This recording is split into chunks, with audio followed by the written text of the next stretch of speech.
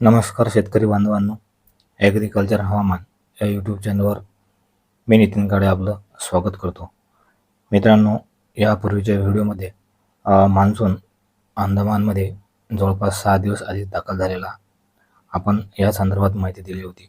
परंतु त्याच व्हिडिओमध्ये आपण या मान्सूनमध्ये अरबी समुद्रामध्ये निर्माण होणारं कमी दाब क्षेत्र किंवा चक्रीवादळ या मान्सूनवर निश्चितच विपरीत परिणाम करणार किंवा सकारात्मक परिणाम करणार याबद्दल आपल्याला आपण सूचना दिली होती आणि तीच शक्यता आता तयार होताना आपल्याला दिसत आहे. मान्सून जरी अंदमानमध्ये वेळेपूर्वी 6 दिवसांनी दाखल झाला असला तरी अरबी समुद्रात निर्माण झालेले कमी दाब क्षेत्र आणि त्याची चक्रीवादळात रूपांतर होण्याची शक्यता यामुळे निश्चितच मान्सूनच्या प्रगतीवर थोडासा विपरीत परिणाम होण्याची शक्यता आहे. परंतु महाराष्ट्रातील काही भागामध्ये या कमी दाब क्षेत्रामुळे वडिवाचा पाऊस किंवा मान्सूनपूर्व पाऊस आपण त्याला म्हणू शकतो. हा पाऊस नुकसानकारक स्वरूपाचा पाऊस महाराष्ट्रातील 2 ते 3 विभागामध्ये होण्याची शक्यता आहे. मित्रांनो, पूर्वी सांगितल्याप्रमाणेच या मान्सूनच्या कालावधीमध्येच पश्चिमी विक्षोभ सुद्धा येत आहे आणि पश्चिमी विक्षोभ येत असल्या कारणाने काही भागामध्ये याची नुकसानकारक पाऊस होण्याची शक्यता आहे.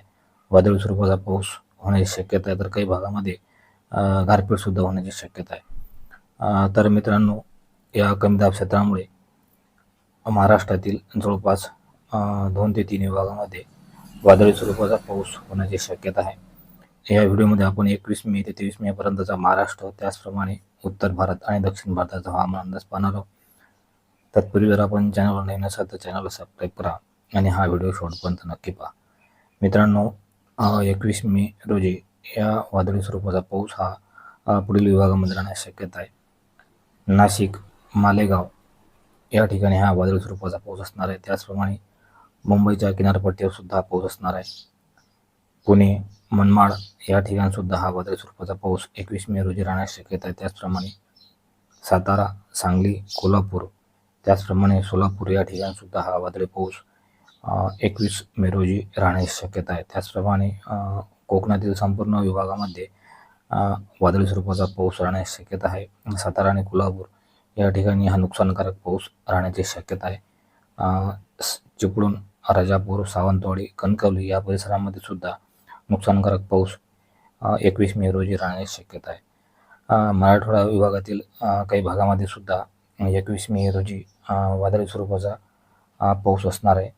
अहिल्यानगरमध्ये हा पाऊस जास्त स्वरूपात असणार आहे. त्याचप्रमाणे बीड, लातूर, बार्शी, नांदेडचा काही भाग आणि उदगीर या ठिकाणी सुद्धा 21 मे रोजी वादळी स्वरूपाचा पाऊस राहण्याची शक्यता आहे. मित्रांनो, महाराष्ट्रासोबतच केरळ राज्यात, त्याचप्रमाणे आंध्र, तेलंगणा आणि तामिळनाडू या राज्यात सुद्धा वादळी स्वरूपाचा पाऊस, मान्सूनपूर्व वादळी स्वरूपाचा पाऊस होण्याची शक्यता आहे. मित्रांनो, या कमी दाब क्षेत्राची तीव्रता वाढत जाऊन 22 मे रोजी याचे स्वरूपही जास्त असणार आहे. जास्त भागामध्ये हा 22 मे रोजी पाऊस राहण्याची शक्यता आहे. महाराष्ट्रातील 3 ते 4 विभागामध्ये हा पाऊस राहण्याची शक्यता आहे. त्याचप्रमाणे दक्षिण भारतातील काही राज्यामध्ये सुद्धा नुकसानकारक पाऊस 22 मे रोजी राहण्याची शक्यता आहे. 22 मे रोजी येणाऱ्या पश्चिमी विक्षोभामुळे काही भागामध्ये वादळी स्वरूपाचा पाऊस असणार आहे. 22 मे रोजी मुंबई किनारपट्टीवर किंवा मुंबईमध्ये हा पाऊस जास्त स्वरूपात असणार आहे. त्याचप्रमाणे पुणे, नाशिक आणि मालेगाव या परिसरामध्ये हा पाऊस 22 मे रोजी सुद्धा कायम असणार आहे. त्याचप्रमाणे सातारा, सांगली, कोल्हापूर या भागामध्ये हा पाऊस असणार आहे. त्याचप्रमाणे संपूर्ण कोकण विभागामध्ये नुकसानकारक पाऊस 22 मे रोजी राहण्याची शक्यता आहे. सावंतवाडी, राजापूर, कणकवली या परिसरामध्ये पाऊस हा जास्त प्रमाणात राहण्याची शक्यता आहे. मित्रांनो, कोकणासोबतच मराठवाडा विभागातील काही भागामध्ये हा पाऊस राहण्याची शक्यता आहे.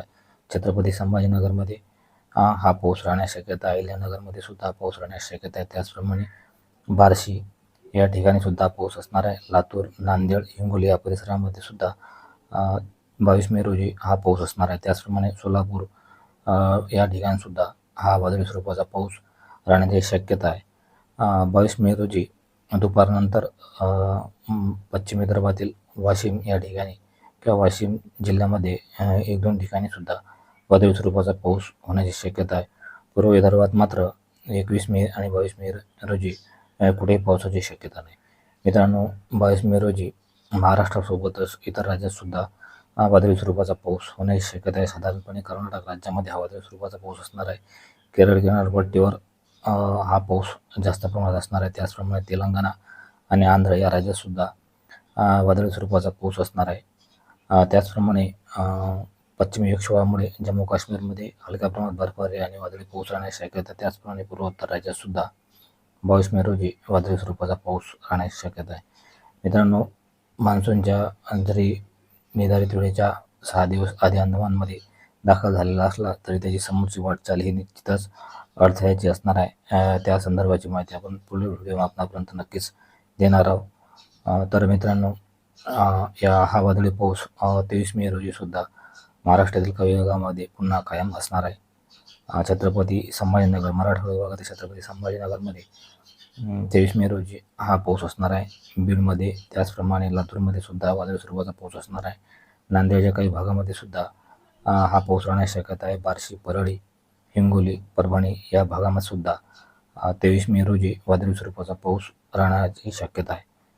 त्याचप्रमाणे सातारा, सांगली, कोल्हापूर आणि सोलापूर या जिल्ह्यात सुद्धा हा वादळी स्वरूपाचा पाऊस 23 मे रोजी राहण्याची शक्यता आहे. त्याचप्रमाणे मुंबई किनारपट्टीवर सुद्धा पाऊस असणार आहे. पुणे जिल्ह्यात सुद्धा हा पाऊस राहण्याची शक्यता आहे. त्याचप्रमाणे नाशिक, मालेगाव या ठिकाणी सुद्धा हा पाऊस राहण्याची शक्यता आहे. नंदुरबार या ठिकाणी सुद्धा हलक्या स्वरूपात पाऊस राहण्याची शक्यता 23 मे रोजी आहे.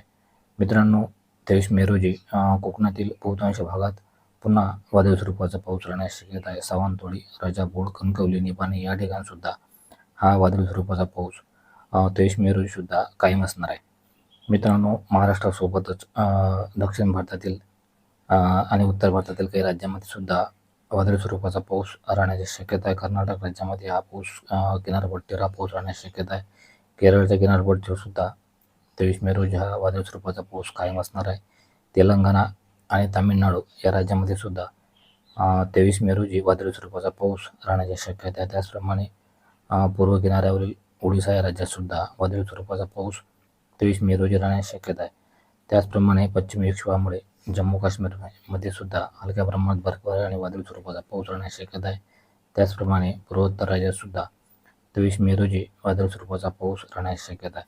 मित्रांनो, इथून पुढे मेच्या शेवटपर्यंत बऱ्याचशा भागामध्ये वळीवाचा पाऊस होण्याची शक्यता आहे. त्या संदर्भाची माहिती आपण पुढील व्हिडिओ आपणापर्यंत देण्याचा नक्की प्रयत्न करू. तर शेतकरी बांधवांनो, हा व्हिडिओ जर आपणास आवडला असेल व्हिडिओला लाईक आणि कमेंट जरूर करा. काही प्रश्न असल्यास कमेंट करून अवश्य विचारत चला. धन्यवाद शेतकरी बांधवांनो, त्याचप्रमाणे यूट्यूब चाहत्यांनो.